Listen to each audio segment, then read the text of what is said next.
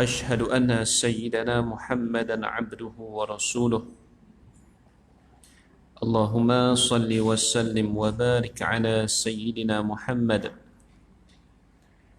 وعلى آله وصحبه أجمعين. قال رب اشرح لي صدري ويسر لي أمري واحلل عقدة من لساني يفقه قولي. سبحانك لا علم لنا إلا ما علمتنا إنك أنت العليم الحكيم. ولا حول ولا قوة إلا بالله العلي العظيم. ولا حول ولا قوة إلا بالله العلي العظيم. ولا حول ولا قوة إلا بالله العلي العظيم.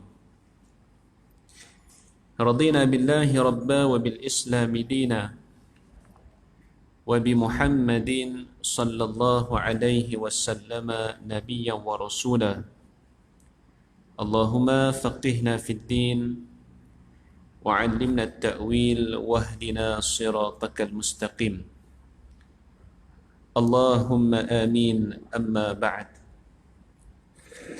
أيها المؤمنون اتقوا الله، أوصيكم وإياي بتقوى الله فقد فاز المتقون. Muslimin, mukminin, hadirin, tuan-tuan, ayah-ayah, mudah-mudahan dirahmati Allah Subhanahu wa ta'ala. Alhamdulillah, pertamanya marilah sama-sama kita memanjatkan setinggi-tinggi kesyukuran kehadrat Allah Subhanahu wa ta'ala, kerana dengan limpah kurnia dan rahmat kasih sayang daripada Allah, kita masih diberikan peluang dan kesempatan untuk terus berada di atas muka bumi ini, masih diberikan kesihatan, masih dipanjangkan usia, diberikan kelapangan dan juga kekuatan, sama-sama dapat kita terus beribadah seperti yang telah dituntut, yang telah ditaklifkan ke atas kita. Mudah-mudahan Allah Ta'ala memberkati hidup kita dan Allah Subhanahu wa Ta'ala meridai kita dan menggolongkan kita di kalangan hamba-hambanya yang saleh, beriman dan bertakwa, seterusnya akan dimasukkan ke dalam syurganya pada hari akhirat nanti. Amin, amin ya rabbal alamin. Tuan-tuan muslimin, mukminin yang dirahmati Allah Subhanahu wa Ta'ala sekalian, InsyaAllah malam ni kita akan sambungkan lagi membicarakan daripada kitab 40 hadis Nabi Muhammad sallallahu alaihi wasallam bercerita, dan kita sambung pada cerita yang ke-15. Cerita yang ke-15. Nah, insyaAllah kita sambung muka surat yang ke-58. Tajuknya ialah Nabi Musa alaihi salam bertarung dengan malaikat maut. Ni tuan-tuan, bukan biasa-biasa WWE ni. Kan, ini lebih daripada heavyweight ni. Kan boleh gaduh, boleh bertarung dengan malaikat pula ni. Bukan malaikat calang-calang, malaikat maut. Baik, apa cerita dan kisah di sebalik daripada hadis yang disampaikan oleh Nabi Muhammad sallallahu alaihi wasallam kepada kita. Baik, jadi seperti biasalah saya akan baca dan tuan-tuan akan ikut sama-sama. Bismillahirrahmanirrahim. An Abi Hurairah radhiyallahu anhu anin Nabi sallallahu alaihi wasallam قال أرسل ملك الموت إلى موسى عليه السلام فلما جاءه صكه ففقأ عينه فرجع إلى ربه فقال arsaltani ila 'abdin la yuridu an yamut faradda Allahu ilaihi 'ainahu wa qala lahu irji' ilaihi wa qul lahu yad'a yadahu ala matni saurin falahu bima ghattat yaduhu bikulli sya'ratin sanatun qala ay rab thumma madha qala thumma al-maut qala فالآن فسأل الله أن يدنيه من الأرض المقدسة رمية بحجر قال رسول الله صلى الله عليه وسلم فلو كنت ثم لأريتكم قبره إلى جانب الطريق تحت الكثيب الأحمر متفق عليه. Baik, itu dia punya matan hadis yang disampaikan kepada kita. Hadis ini sahih riwayat daripada Imam Bukhari dan juga Imam Muslim. Artinya daripada Abu Hurairah radhiyallahu anhu, daripada Nabi sallallahu alaihi wasallam bersabda, malaikat maut dihantar untuk mencabut nyawa Nabi Musa alaihi salam. Nabi mulakan cerita, Nabi kata apa? Malaikat maut dihantar untuk mencabut nyawa Nabi Musa. Kerana malaikat maut ini bila sampai waktu dan sampai ketikanya, dia akan dihantar dan diutuskan kepada orang yang telah pun tiba ajalnya. Jadi bila sampai ajal Nabi Musa, malaikat maut pergilah, kan? Macam biasa nak cabut nyawa. Kita pun besok, kan? Bila sampai waktunya, malaikat maut akan datang dan akan mencabut nyawa daripada jasad kita, akan tarik roh keluar daripada tubuh badan kita. Baik, jadi malaikat dia laksanakan tugasnya. Dan hanya ajal ini diketahui oleh Allah Ta'ala. Kan kita tak tahu bila, malaikat hanya laksanakan tugas bila diperintahkan dan menjadi rahsia. Bila kita sebut rahsia ni tuan-tuan, dia akan sentiasa menjadi tanda tanya. Kan? Tertanya-tanya bila waktu kita. Tapi masalahnya kerana kita rajin leka, kadang-kadang kita lupa, kan, untuk mengingati mati. Sedangkan Nabi SAW berpesan, aksiru zikra hadimil lazat. Perbanyakkanlah mengingati sesuatu yang akan menghilangkan keseronokan, iaitu ingat mati. Nabi suruh kita ingat mati. Baik. Jadi malaikat maut dihantar untuk mencabut nyawa Nabi Musa. Maka Nabi Musa menamparnya sehingga terkeluar matanya. Nabi Musa tuan-tuan buat lagu mana? Boh penampak sedah. Bagi penampak, hak tu memang sulung punya lah. Kan, penampak sulung. Sampaikan mata malaikat terkeluar. Terkeluar biji mata.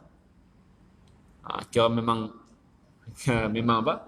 Memang tamparan hak yang luar biasa. Dia tampak ni siapa? Malaikat. Malaikat mana? Malaikat maut. Kan malaikat maut ni memang jenis, bukan muka jenis senyum. Kan bukan jenis duk renyih. Itu malaikat maut. Nabi Musa bagi penampak sedah.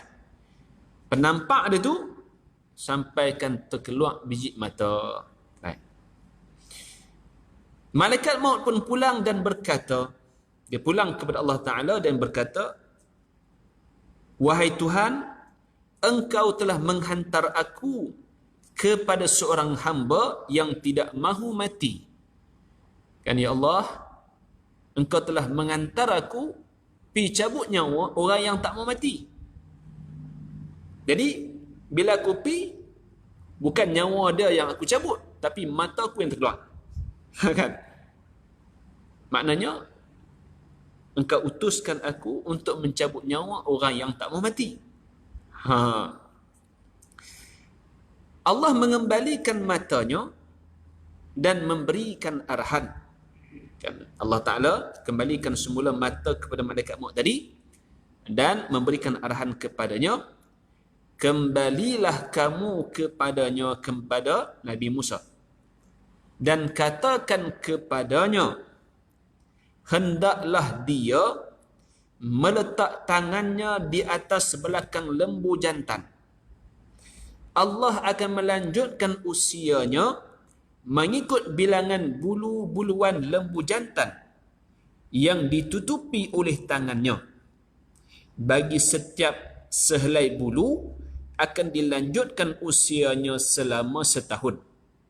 Allah Ta'ala kata kepada malaikat maut, la, ampi balik kepada Musa, tanya pada dia, nak mati ke ataupun nak terus hidup? Kan? Bagi pilihan kat dia. Nak mati ataupun nak terus hidup. Kalau dia nak terus hidup, buat lagu mana? Suruh dia letakkan tapak tangan di atas belakang seekor lembu jantan, dan setiap helaian bulu jantan tadi, lembu jantan tadi ni, yang berada di bawah tapak tangan, maka setiap helai akan ditambah setahun. Kalau nak tambah lagi lah, nak terus hidup, letak tapak tangan di atas belakang seekor lembu, berapa banyak helai bulu yang ada, maka akan ditambahkan setahun bagi setiap bulu. Agak-agak kalau letak tapak tangan dan dekat atas belakang seekor lembu, bawah tapak tangan kita tu ada berapa? Berapa? Beribu, kan? Beribu. Kalau kata letak 3,000, kan? 3,000 helai bulu duk ada bawah tapak tangan. Maknanya tuan-tuan, tambah berapa lama? 3,000 tahun. Tu kalau 3,000. Kalau 4,000, 5,000, maka akan ditambah begitu. Baik. Nabi Musa berkata, wahai Tuhanku, selepas itu apa yang akan terjadi? Maknanya kalau aku pilih untuk terus hidup dengan cara meletakkan tapak tangan di atas belakang seekor lembu jantan, dan setiap helai bulu yang ada di bawah tapak tangan itu akan ditambah setahun, bila dah habis, kalau kata 3,000, 4,000, dah habis tu, jadi apa? Kan? Bila dah habis, jadi apa? Nabi Musa tanya. Bila dah tamat, bila dah selesai kiraan dia, 3,000 ke 4,000 ke, lepas tu jadi apa? Maka Allah Subhanahu wa Ta'ala berfirman, selepas itu engkau akan mati. Summal maut. Lepas tu mati. Kod mana pun akan mati. La, nak mati akan mati. Nak tambah umur lagi pun nanti akan mati. Pasal apa tuan-tuan? Kullu nafsin za'iqatul maut. Setiap yang bernyawa pasti akan merasai mati. Akan mati. Pasal yang tak mati ni satu je, Allah Ta'ala. Yang lain daripada Allah Ta'ala akan mati. Jadi kod mana pun, kalau dah habis kiraannya, matilah. Lalu kata Nabi Musa AS, kalau begitu, saya memilih untuk mati sekarang. Kalau kata dah habis 4,000 ke 5,000 ke, lepas tu mati, saya pilihlah. Nak tunggu lagi 5,000 tahun, 4,000 tahun, baik matilah. Kan baik matilah. Itu Nabi.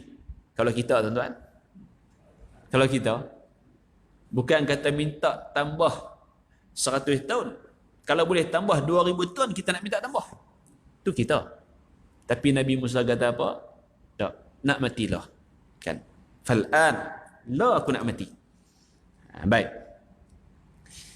Kemudian beliau memohon, Nabi Musa memohon kepada Allah Subhanahu wa taala untuk ia mati berhampiran dengan Baitul Maqdis, iaitu dengan jarak sekadar sebiji batu yang dibaling.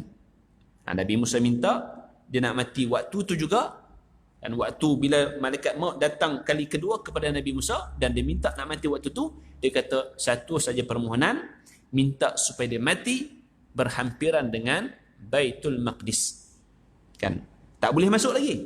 Pasal dia mati ni tuan-tuan, Nabi Musa wafat dalam tempoh, kita dah cerita sebelum ni, 40 tahun Bani Israel yang diharamkan masuk ke dalam Baitul Maqdis. Kan dalam tempoh tersebut. Maka Nabi Musa minta supaya dia boleh mati berhampiran dengan Baitul Maqdis. Dan Rasulullah sallallahu alaihi wasallam bersabda, sekiranya aku berada di sana, aku boleh menunjukkan kuburnya kepada kamu semua. Nabi habaq kepada sahabat, kalau aku duduk kat sana, aku boleh habaq di manakah kubur Nabi Musa. Di mana kubur dia? Kuburnya di tepi jalan, iaitu di bawah bukit pasir yang berwarna merah. Pasal Nabi dah nampak dah, Nabi pernah tengok. Nabi pernah menyaksikan tempat pemakaman dan juga kubur Nabi Musa alaihi salam. Baik. Keterangan daripada kisah ini. Antara keistimewaan yang Allah kurniakan kepada para anbiya ialah saat tibanya ajal, mereka akan diberi pilihan sama ada kembali ke rahmatullah atau memohon lanjut usia ke suatu tempoh yang tertentu. Hak ni special case hanya untuk Nabi-Nabi saja. Tuan-tuan buh nama Nabi sekalipun takkan dapat lah. Kan? Nama Zakaria ke Yahya ke nama Muhammad ke sekalipun, walaupun nama tu nama Nabi, tapi hal ni tak dapat. Special case hanya untuk para anbiya sahaja. Ada dua pilihan. Nak mati waktu ajal yang ditetapkan ataupun nak minta tambah umur. Boleh. Itu khusus untuk para anbiya. Kemudian, dan sudah tentu dan sudah menjadi kebiasaan bagi para anbiya, apabila diberikan pilihan antara mati dan lanjut usia, mereka akan memilih mati untuk bertemu dengan Allah Ta'ala. Mereka pilih untuk mati. Tentu ingat balik, kita pernah cerita juga tentang Nabi Adam AS. Kan cerita Nabi Adam, yang mana Hawa isteri dia bagi tahu kepada Nabi Adam, wahai Adam, mintalah supaya panjang lagi umur. Tapi Nabi Adam kata apa? Tak mau. Aku nak bertemu dengan Allah sekarang juga. Pasal apa? Kerana mereka merindui Allah Subhanahu wa ta'ala. Pasal mati itu adalah merupakan langkah pertama untuk mereka bertemu dengan Allah Subhanahu wa ta'ala. Mereka tidak sabar-sabar lagi untuk menikmati layanan istimewa daripada Allah Ta'ala. Bayangkan jika para syuhada yang bukan berpangkat Nabi pun sudah bersenang lenang selepas daripada kematian, apatah lagi para anbiya. Kan orang yang mati syahid, satu-satunya kelompok manusia yang bila mati bercita-cita nak mati sekali lagi, iaitu golongan syuhada. Kan orang mati syahid ni bila dah mati, cita-citanya, keinginannya ialah nak hidup kemudian nak mati semula. Pasal apa tuan-tuan? Mati syahid itu Allah berikan nikmat yang sangat hebat. Bal ahya'un 'inda rabbihim. Depa itu iaitu orang-orang yang mati syahid hidup di sisi Allah Taala. Dalam keadaan lagu mana? Diberikan rezeki, yurzaqun, kepada orang yang mati syahid. Maka orang yang mati syahid, walaupun depa tu bukan nabi, depa hanya orang beriman, depa hanya ikut kepada syariat, depa ikut nabi, ikut rasul, tapi kerana mereka berjuang di atas landasan dan jalan Allah Subhanahu wa ta'ala, bila mereka mati di dalam perjuangan, Allah muliakan mereka dan mereka sangat gembira. Itu orang biasa, orang yang mati syahid. Apatah lagi kalau Nabi yang mati. Sudah pastilah kedudukannya lebih mulia di sisi Allah Subhanahu wa taala. Sudah tentu lebih istimewa lagi layanan untuk mereka. Rugilah jika mereka memilih untuk lanjut usia. Rugi ya. Kena tangguh lagi. Patut mereka boleh mati waktu tu bertemu dengan Allah. Tapi nak tangguh. Tak apa, ambil masa. Rehat dulu di dunia. Rugi ya. Sedangkan mereka boleh terus bertemu dengan Allah Subhanahu wa taala. Kerana dunia penuh dengan tekanan dan kepenatan. Dunia ni tuan-tuan memang tempat untuk kita penat, letih. Pagi-pagi nak kena semayang, lepas tu nak kena pergi kerja. Tu kalau ada kebun, kena pergi kebun pula. Macam-macam lah. Penat, letih, kena ibadat, kena melakukan ketaatan. Nafsu nak buat benda yang jahat, tak boleh nak buat. Jadi hidup dunia ni memang penat. Pasal dunia ni adalah darul bala, darul ibtila.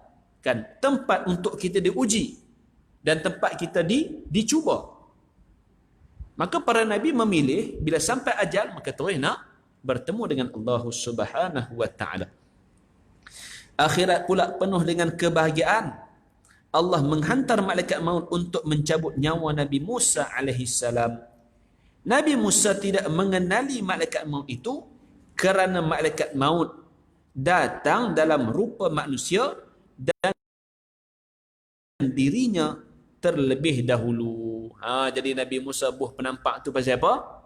Pasal malaikat maut sudah menyerupa dengan manusia. Kan, dia mai dalam bentuk manusia. Dan bila mai tuan-tuan terus nak terekam. Kan, terus nak terekam. Tak perkenal diri dulu. Kan, tak introduce diri dia siapa dia. Dan tak bagi pilihan dulu, terus mai nak terekam. Nabi Musa tuan-tuan keluar silambam. Kan, kena selambam buh dengan penampak sedah, penampak sulung pula terkeluar biji mata. Baik. Jadi Nabi Musa tak kenal rupa malaikat maut itu kerana apa? Datang dengan rupa manusia. Bukan datang dengan rupa asalnya. Kalau malaikat datang dengan rupa asalnya tuan-tuan, Nabi Musa nak buh menampak tuan-tuan memang tak lepas. Kan, dengan rupa asal memang tak lepas nak bagi menampak. Tapi disebabkan kerana datang dengan rupa manusia, maka Nabi Musa boleh berikan satu penampak kepada dia. Dia juga tidak menawarkan pilihan terlebih dahulu. Dia menawarkan pilihan antara mati dan lanjut usia kepada Nabi Musa AS. Seperti yang biasa ditawarkan kepada Nabi-Nabi yang lain. Sebab itulah tidak terlintas di fikiran Nabi Musa bahawa yang datang itu adalah malaikat maut. Nabi Musa menyangka itu adalah orang jahat yang berlagak seperti malaikat. Orang nak samun dia ke, kan, ataupun nak rompak dia ke. Jadi sebagai orang yang biasa, sebagai orang normal tuan-tuan, bila orang nak melakukan sesuatu benda yang tak elok pada kita, kita senyap saja ke? Kan, orang nak main serbu kita, nak main penumbuk kita. Sila saya suruh muka.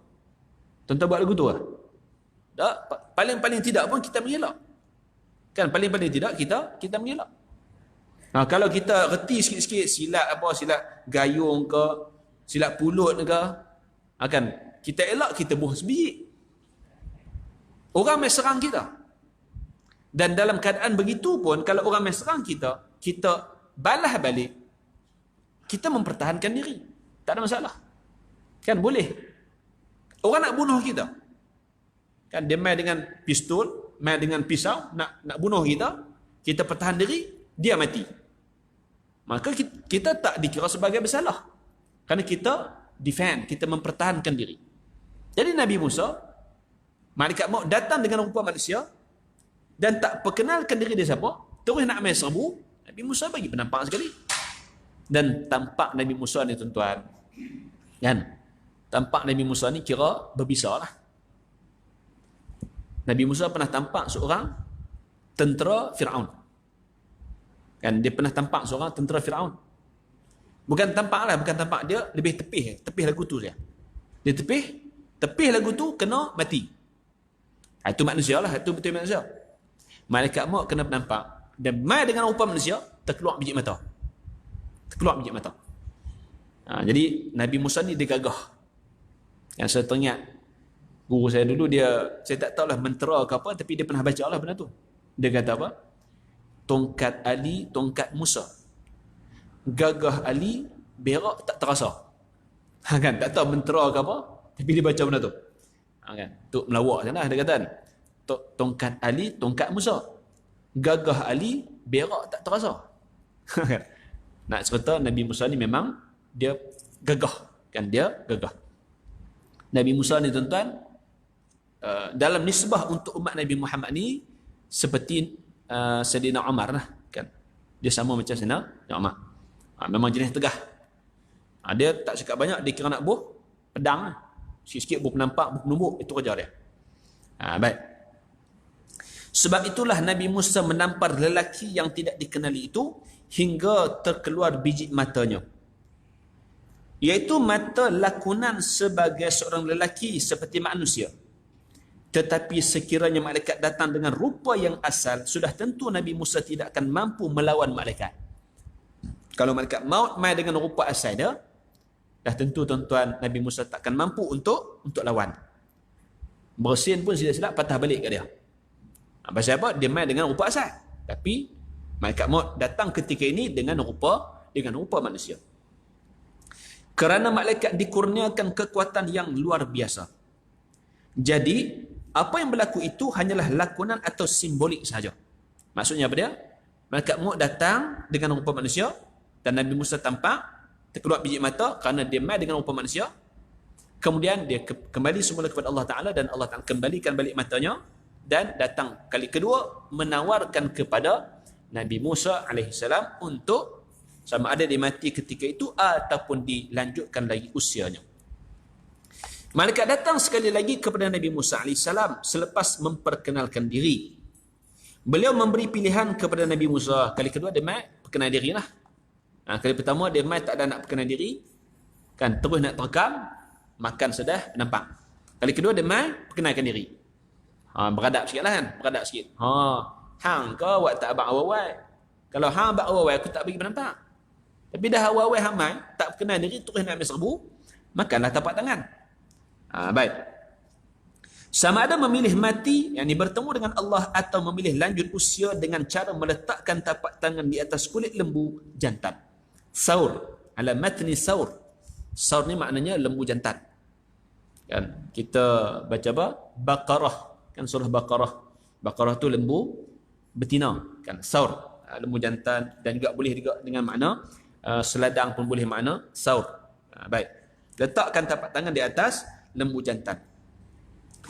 Nabi Musa memilih bertemu Allah dan memohon agar dijadikan kematiannya berdekatan dengan bumi suci Baitul Maqdis sejauh balingan sebiji batu, dan Allah memperkenankan permohonannya itu. Beliau tidak meminta dikebumikan di Baitul Maqdis kerana Allah telah mengharamkan Bani Israel memasuki Baitul Maqdis selama 40 tahun. Pada malam Isra' dan Mi'raj, Nabi Muhammad SAW dibawa menziarahi perkuburan Nabi Musa AS di tempat yang bernama Kasib Al-Ahmar. Jadi Nabi pernah nampak, Nabi pernah lihat di dalam peristiwa Isra' dan Mi'raj. Jadi Nabi tahu lah pasal Isra' dan Mi'raj tuan-tuan, daripada mana? Daripada Mekah ke Baitul Maqdis. Kan, daripada Mekah ke Palestin, Masjidil Haram ke Masjidil Aqsa. Jadi lalu kawasan Kasib Al-Ahmar ini, iaitu tempat persemadian dan juga kubur Nabi Musa alaihi salam. Baik, daripada kisah dan cerita ni tuan-tuan, ada beberapa persoalan yang boleh kita jawab, dan mungkin benda ni timbul, kan, kalau kita baca begitu saja ataupun orang dengar, mungkin timbul beberapa perkara ataupun persoalan, dan kita boleh menjawab berdasarkan daripada kandungan yang terdapat di dalam kisah ini. Baik, yang pertama tuan-tuan, persoalannya ialah, adakah Nabi Musa tak mau mati? Soalannya, adakah Nabi Musa tak mau mati? Nabi Musa nak mati ke tak mau mati? Dalam cerita ni, Nabi Musa nak mati ke tak mau mati? Nak mati. Habis itu pasal apa dia menampak malaikat maut kali yang pertama? Kerana dia tak kenal. Kan, kerana dia tak tahu. Dia tak kenal dan dia tak cam kata itu malaikat maut. Bukan dia tak mau mati, cuma dia tidak kenal dan dia tak ditawarkan. Terus kawan tu mai, malaikat maut tu mai dengan rupa manusia, nak pi cabut ataupun nak pi serbu dia. maka dia boleh nampak. Jadi persoalan ni terjawab dengan Nabi Musa bukan tak mau mati, dia nak mati. Dan menolak kenyataan yang mengatakan Nabi Musa tak mau mati ialah pada pilihan yang kedua, pada kedatangan yang kedua, bila malaikat maut datang kali kedua, ditawarkan kepada Nabi Musa dua benda, nak mati sekarang ataupun dilanjutkan usia. Apa yang Nabi Musa pilih? Mati sekarang. Kalau betul Nabi Musa tak mau mati, dah tentulah Nabi Musa kata, aku nak lanjut usia. Tapi tak, Nabi Musa pilih nak mati sekarang. Maknanya persoalan ini terjawab bahawa Nabi Musa nak mati. Kemudian yang kedua persoalannya ialah, adakah Nabi Musa ni seorang yang kasar? Kan? Adakah Nabi Musa ni orangnya jenis kasar? Tengok dalam cerita ni Nabi Musa pun nampak terkeluar biji mata. Adakah Nabi Musa ni jenis kasar? Jawabnya tidak. Nabi Musa bukan jenis kasar, cuma Nabi Musa ni jenis tegah. Dia jenis tegah. Dia bukannya boleh duk lemah lembut sangat dah. Dia jenis kerah, tegah. Dia jenis tegah. Maknanya yang benar itu benar dan yang salah itu salah. Kalau langgar buat benda yang salah, maka terus dijatuhkan hukuman. Dia tak ada toleransi dah, dia terus buat. Jadi dia ni orang yang jenis tegas. Yang ketiga, adakah Nabi Musa tak kenal malaikat? Adakah Nabi Musa tak kenal malaikat? Pasal bila malaikat maut nak main serbu, dia tampak, dia tak kenal kan? Jadi adakah dia tak kenal? Baik. Biasa. Kalau malaikat itu datang tak perkenalkan diri, maka Nabi boleh tak kenal. Tuan-tuan, kita baca dalam Al-Quran juga kisah Nabi Ibrahim. Kan kisah Nabi Ibrahim, sekumpulan malaikat datang ke rumah dia. Nabi Ibrahim jamu. Jamu apa? Lembu. Kan lembu golek lah, lembu bakar. Bi'ajlin samin, kan, dengan lembu yang sedap lah, yang enak untuk diberikan kepada tetamu-tetamu ni. Bila dihidangkan, mereka tak sentuh pun. Rupa-rupanya mereka tu malaikat. Maknanya Nabi Ibrahim kenal tak? Tak kenal. Di awal tak kenal. Lagi baru dia faham kata, kami ni malaikat. Baru kenal. Begitu juga banyak kisah-kisah yang lain. Malaikat datang dengan rupa manusia dan Nabi itu tak kenal. Sehinggalah diperkenalkan baru Nabi-Nabi kenal itu adalah malaikat. Baik, jadi Nabi Musa tak kenal, tak masalah, biasalah. Seseorang Nabi itu boleh kenal itu adalah Rasul ataupun itu adalah malaikat apabila malaikat itu memperkenalkan diri. Dan bila dia perkenalkan diri. Dan malaikat boleh datang dengan rupa manusia. Berlaku pada Nabi Muhammad juga. Kan hadis yang tuan-tuan kita pernah baca dalam 40 hadis Imam An-Nawawi, hadis yang kedua, malaikat mai dengan rupa manusia. Malaikat Jibril datang dengan rupa manusia.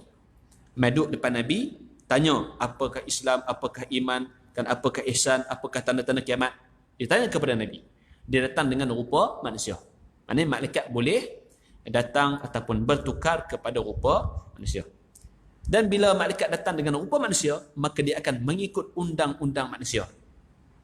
Dia akan ikut undang-undang manusia. Maksudnya lagu mana? Manusia ni kalau buh nampak sakit. Kalau malaikat itu datang dengan rupa manusia, maka dia tampak sakit lah. Dia akan ikut undang-undang manusia. Sama juga tuan-tuan. Macam jin. Kan jin. Jin juga boleh menyerupa. Dia boleh menyerupa seperti ular. Dia boleh menyerupa seperti makhluk yang lain, seperti haiwan yang lain.